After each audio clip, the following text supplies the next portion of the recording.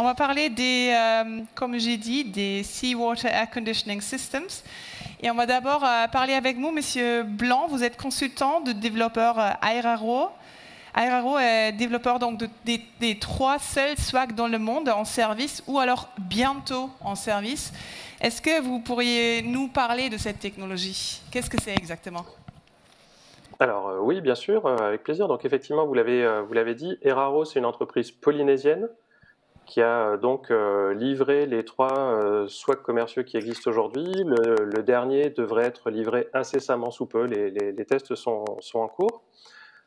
Et donc, je les accompagne dans la prochaine phase de leur développement. Donc, normalement, j'imagine que vous devez voir des slides. Oui. Voilà. Alors, donc, ce que je vous propose de faire, c'est déjà de vous expliquer un petit peu ce qu'est cette technologie et puis ensuite de parler peut-être un petit peu plus des 3 projets qui ont été effectivement livrés. Donc, sur la première slide, je suis désolé, je ne vois pas ce que vous voyez. Oui, non, on a le retour d'expérience des 3 projets commerciaux. D'accord. Alors, du coup, slide suivante, s'il vous plaît. D'accord, oui. Et donc, le principe d'un SWAC est relativement simple. En théorie, on est sur une technologie qui va produire du froid pour un usage de climatisation. Et pour faire ça, on va utiliser une ressource naturelle, renouvelable, qui est l'eau des profondeurs. Puisque quand on descend suffisamment profond, autour de 900-1000 mètres de profondeur, on a de l'eau qui est entre 5 et 6 degrés. Et donc, en allant chercher cette eau dans les profondeurs, via une conduite en PEHD, au moyen de pompes, on ramène ça à terre.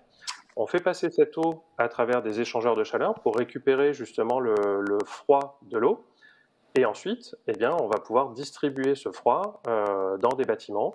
Ça peut être des hôtels, ça peut être un hôpital, ça peut être des bâtiments administratifs, ça peut être un quartier complet si on a un réseau de froid qui est disponible. Et puis ensuite, on va renvoyer cette eau de mer directement dans le milieu sans qu'il y ait eu aucun changement de nature biologique ou chimique. On l'a juste légèrement réchauffé. C'est tout ce qui a été fait. Donc c'est vraiment quelque chose de très naturel dans le principe, puisqu'on ne va absolument pas altérer le milieu. Et l'énorme avantage de cette technologie, c'est que par rapport à un système de climatisation classique, on va consommer entre 10 et 30 fois moins d'électricité. Donc c'est vraiment quelque chose qui est très significatif en termes de gain d'efficacité énergétique, puisque ça coûte beaucoup moins d'énergie de ramener cette eau profonde à la surface plutôt que d'avoir des systèmes de climatisation normales avec en plus toutes les problématiques qu'on peut avoir autour des fluides frigorigènes. Donc c'est un projet qui génère des économies d'énergie et c'est une technologie qui est assez capitalistique au sens où c'est des gros projets à construire, ça nécessite la pose de ce tuyau, ça nécessite un certain nombre d'infrastructures à terre et donc c'est des projets qui sont pertinents pour les gros consommateurs de froid qui sont équipés d'un réseau de climatisation centralisé. Et la principale difficulté sur ce type de projet, ça va être d'arriver à équilibrer la faisabilité technique et l'opportunité économique. Donc la faisabilité technique, ça va dépendre principalement du site que l'on regarde. On peut assez facilement comprendre que si l'eau très profonde est à 50 km, ça va être beaucoup plus compliqué d'aller la chercher que si elle est à 3 km. Et l'opportunité économique, ça va dépendre des économies qu'on va pouvoir faire réaliser. Et donc là, c'est un mélange de la quantité de froid qui va être consommée, puisque c'est là-dessus qu'on fait des économies, et du tarif de l'électricité qu'on va considérer. Donc on va vraiment essayer d'équilibrer ça, et c'est pour ça que ces technologies, à l'heure actuelle, sont principalement pertinentes plutôt dans la zone tropicale, puisque c'est là qu'on va avoir une grosse consommation de froid. Il faut savoir que dans la zone tropicale, sur des bâtiments résidentiels, on a environ 40 à 60% de la consommation électrique qui est pour la climatisation, et puis parce qu'on en a besoin toute l'année, etc. Et plutôt dans les îles, puisque dans les systèmes insulaires, on a généralement des tarifs de l'électricité qui sont très importants et qui donc vont permettre d'arriver plus facilement à cet équilibre entre faisabilité technique et opportunité économique.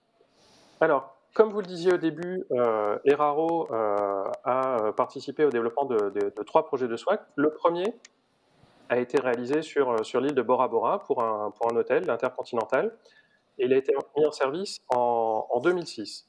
Alors, c'était une première mondiale.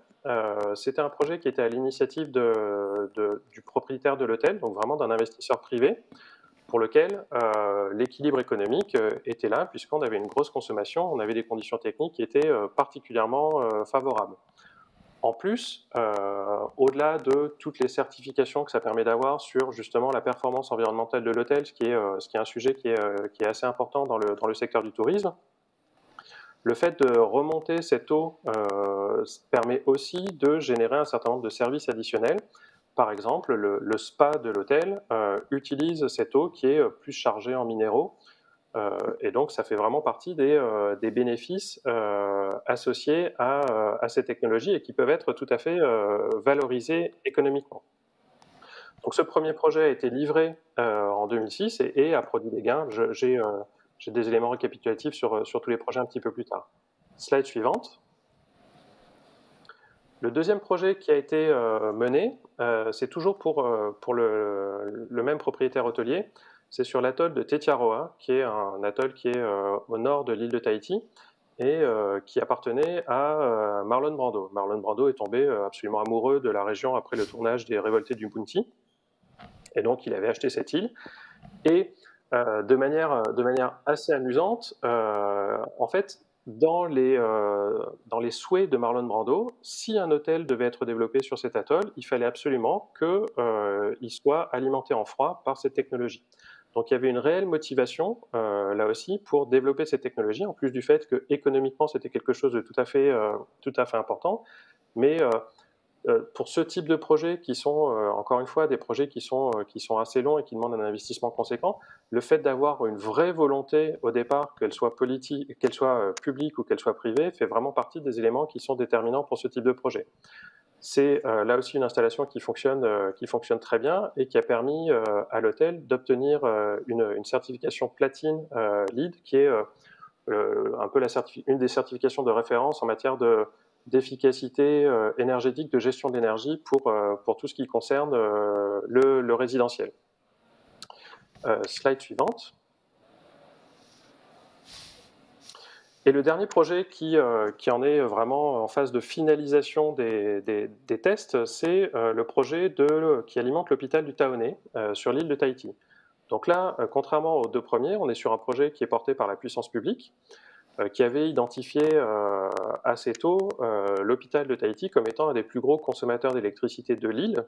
Et donc là encore, faire des gains énergétiques sur cette installation était vraiment très important d'un point de vue de transition. J'imagine que le sujet a été largement débattu, mais dans les systèmes insulaires, on a généralement une électricité qui est assez carbonée, donc tout ce qu'on peut économiser, c'est vraiment quelque chose de bon à prendre. Et ça démontre aussi le fait que ce soit un projet pour produire du froid à destination d'un hôpital. On est vraiment dans la démonstration la plus évidente de la fiabilité de la technologie.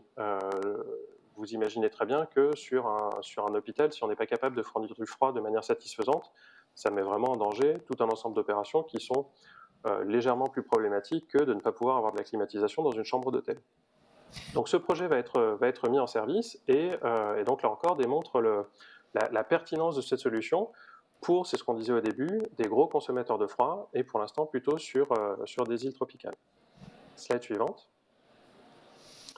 Donc là, je vous partage quelques éléments chiffrés justement sur ces trois projets, parce que ce qui est intéressant de regarder, c'est de regarder un petit peu la dynamique associée à tout ça. Donc on voit que, par exemple, en termes de puissance froid, on est allé vers des projets de plus en plus importants.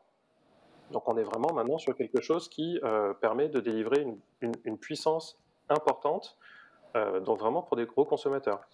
De manière directement associée, on voit que ça génère aussi des économies de gaz à effet de serre qui sont très significatives, puisque là encore, on va éviter de la production d'électricité décarbonée. Ce que je vous disais au départ, c'est qu'on est vraiment sur des investissements conséquents.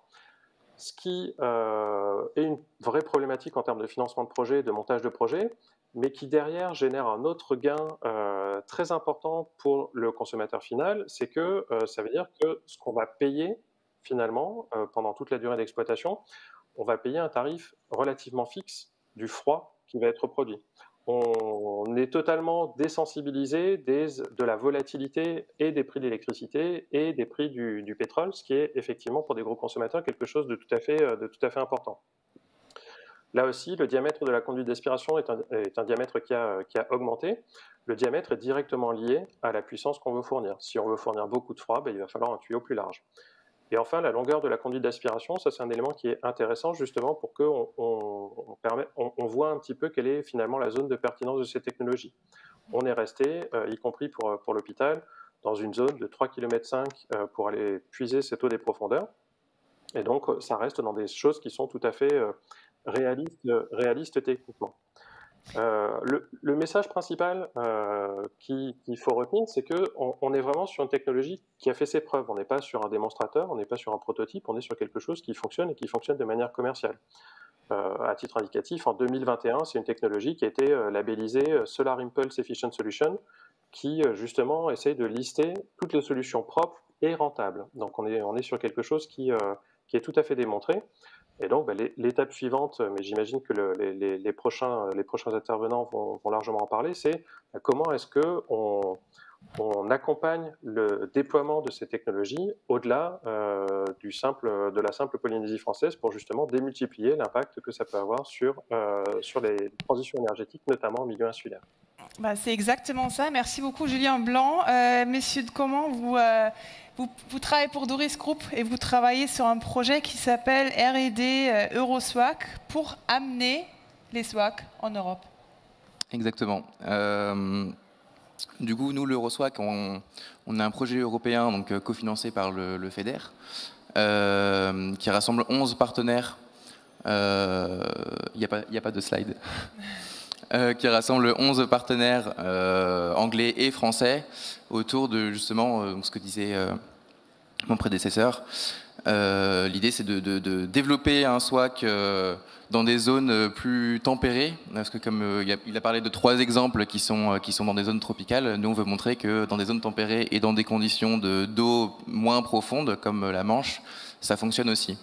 Donc l'objectif de ce projet européen, ça va être d'offrir une solution clé en main aux futurs hôpitaux, centres commerciaux, etc., qui pourront utiliser du SWAC. Et où est-ce que ça en est en fait? Pour quand? Alors donc aujourd'hui, le projet se découpe en 4 phases.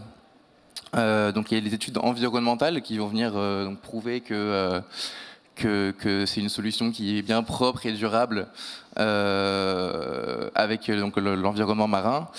Et donc ça, cette phase-là est en cours, bientôt terminée. La deuxième phase, c'est donc l'étude de 2 innovations qui vont permettre de réduire les coûts à la fois de matière et d'installation. Donc ça permettra de réduire les coûts d'un système SWAC d'environ 15% au total. Donc là, pareil, c'est en cours. D'ailleurs, vous pouvez aller voir dans la zone poster, on présente ces 2 innovations. Ensuite, la 3e phase, ça va être le test du système SWAC sur 2 sites tests donc, qui sont en Angleterre, dans le sud de l'Angleterre. Donc dans un laboratoire qui va nous permettre d'étudier in situ le comportement du système SWAC dans une zone tempérée et à eau peu profonde, et l'autre dans une écloserie de homards où on va pouvoir également réutiliser l'eau pour leurs activités d'aquaculture.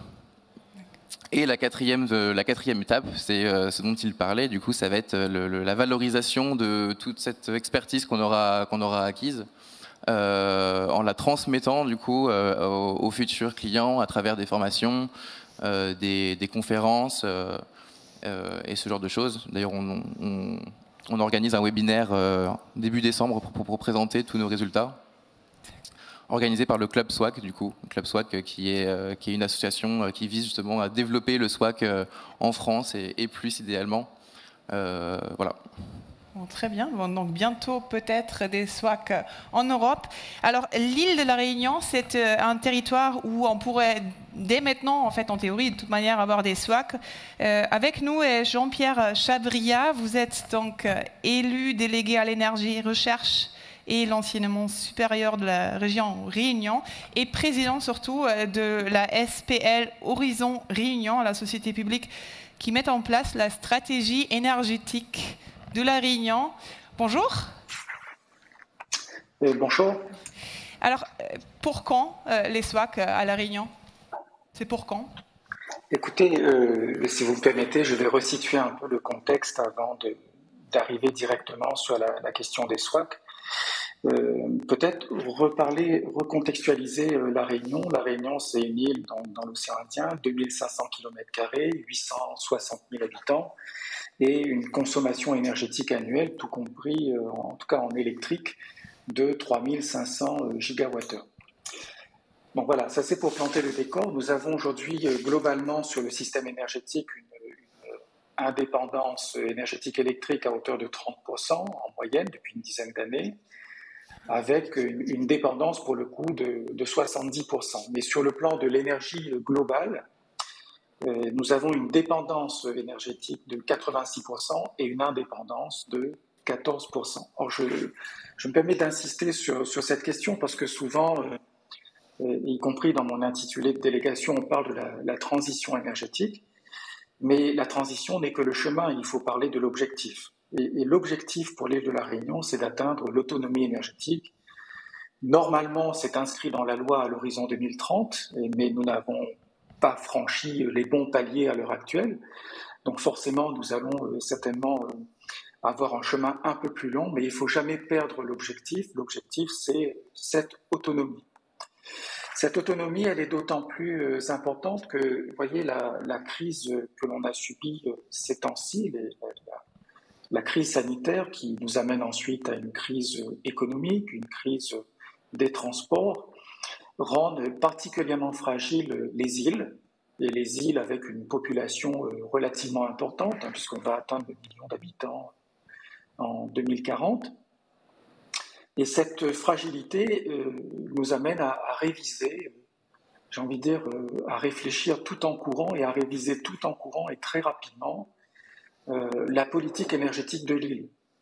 La résilience est obligatoire et nous devons revoir complètement rapidement notre logiciel de transition énergétique. Et dans ce logiciel de transition énergétique, je vous avoue que j'étais particulièrement enthousiaste en écoutant Frédéric Grisot sur la production d'hydrogène et Julien Blanc sur l'utilisation des SWAC, parce que finalement, ce sont deux technologies relatives aux énergies marines qui sont aujourd'hui matures et qui sont tout à fait intéressantes pour les îles en particulier. Je reviendrai, si vous permettez, sur la question du calendrier. En 2023, nous devons abandonner les énergies fossiles, ce qui amène l'île de la Réunion à faire venir de l'extérieur de la biomasse de manière importée.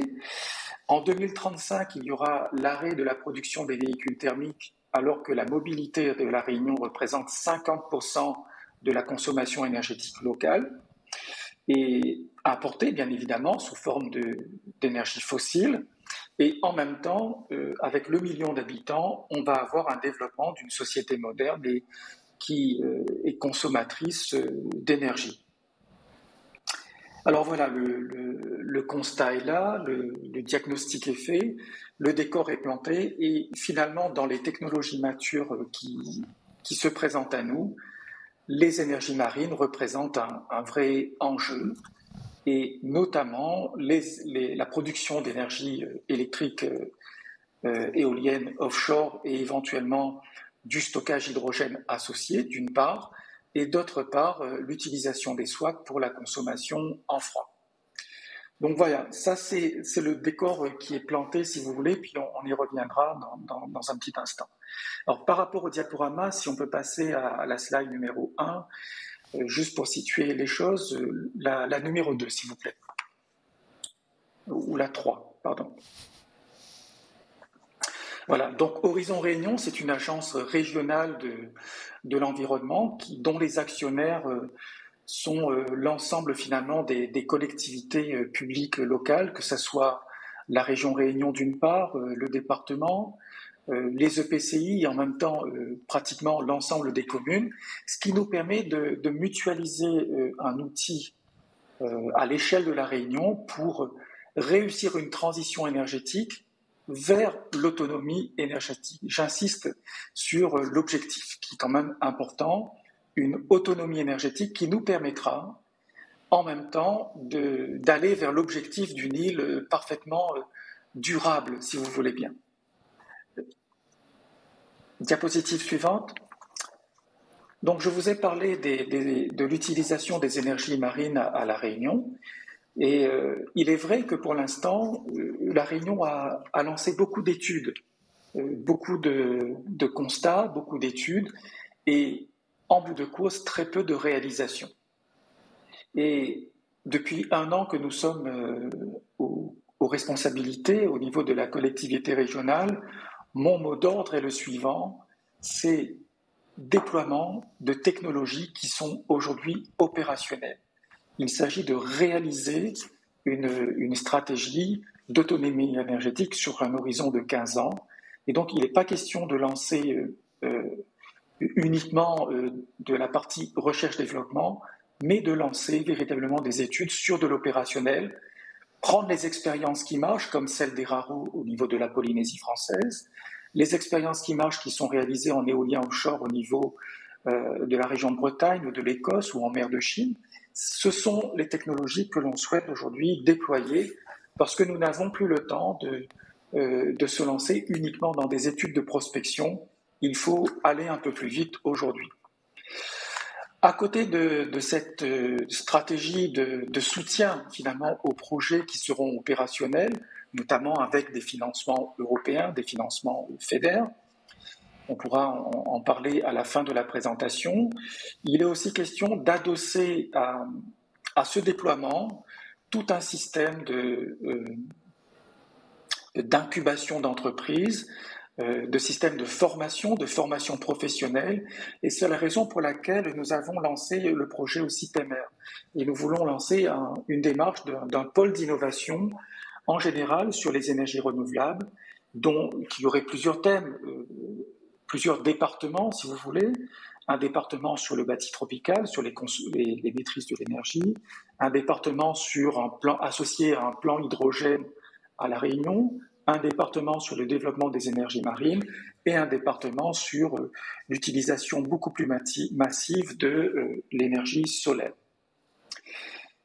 S'agissant des énergies marines en particulier, je voulais insister sur le fait qu'à La Réunion, nous avons un système, contrairement peut-être aux autres régions ultrapériphériques françaises, il y a un écosystème industriel d'importance à La Réunion.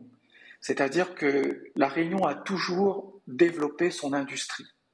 Industrie certes agroalimentaire d'une part, mais aussi d'autres industries, les industries sur les énergies renouvelables. Et nous avons pour le coup un système de formation performant et par ailleurs une main-d'œuvre qui est qualifiée ou qui peut être qualifiée. Vous voyez, dans le cadre du développement de ces énergies marines, il est projeté d'installer dans la région du port que vous voyez à l'écran, sur la photographie qui est en haut à droite, un lycée de la mer. Nous avons aussi pour projet d'installer ce pôle d'innovation dans cette région et un pôle d'innovation associé à ces énergies marines en particulier.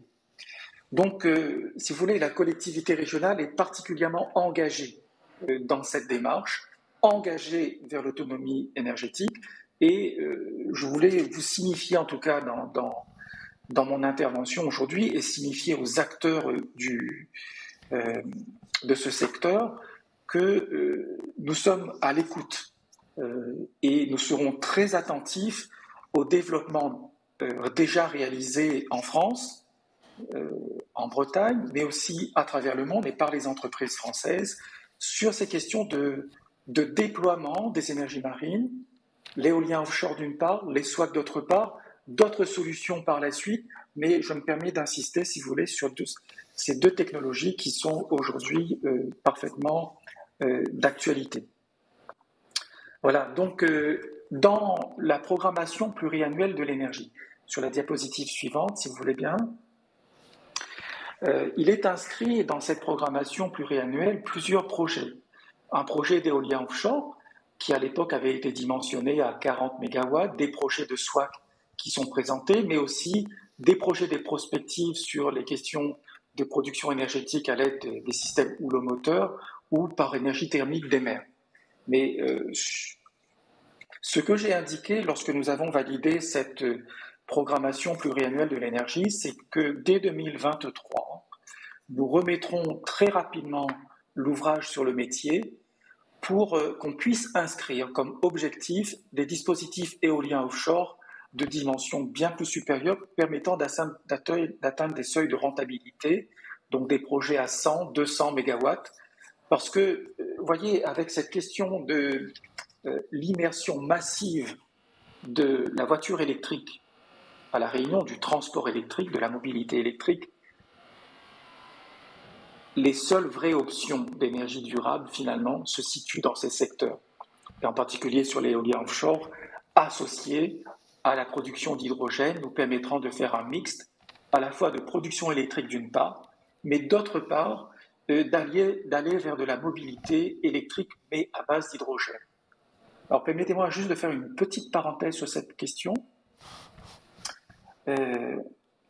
Pourquoi moi je suis scientifique, chercheur sur ces questions, et pourquoi je privilégie l'hydrogène dans nos îles en particulier? Parce que voyez-vous, aujourd'hui, à La Réunion, nous ne savons pas évacuer, retraiter les batteries.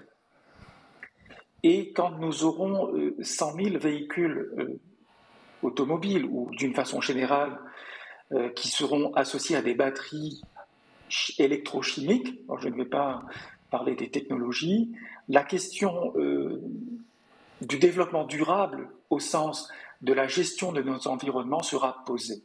L'hydrogène pose beaucoup moins de problèmes et c'est la raison pour laquelle moi je milite, en tout cas sur un horizon de 10 à 15 ans, sur la mobilité du déploiement de la mobilité électrique hydrogène à La Réunion.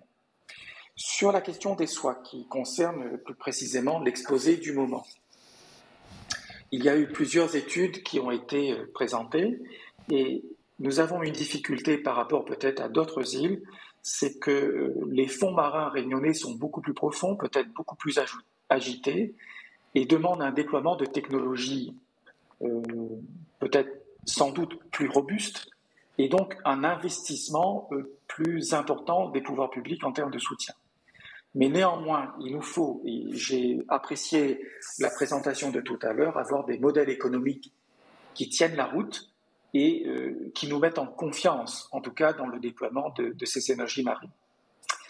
Voilà, nous avons une volonté forte de soutenir le déploiement de ces énergies à La Réunion parce que ça pourrait constituer une véritable base d'énergie renouvelable massive et peut-être plus stable que la partie solaire, mais en tout cas, dans le mix énergétique réunionnais, ces énergies marines vont être d'une importance capitale. Merci. Merci beaucoup. Donc du coup, les SWAC pourront effectivement jouer bientôt un rôle plus important sur les îles et éventuellement en Europe. Alors ma collègue Fanny a résumé ce que vous venez de dire ici dans un super dessin comme d'habitude. Donc voilà, les énergies marines sont un enjeu majeur, une technologie qui produit du froid pour une île durable, comme vous avez dit, Monsieur Chabria. Et pourquoi pas dans la Manche? Tout à fait, oui. Voilà. Merci beaucoup. Merci à tout le monde de l'avoir écouté. Merci.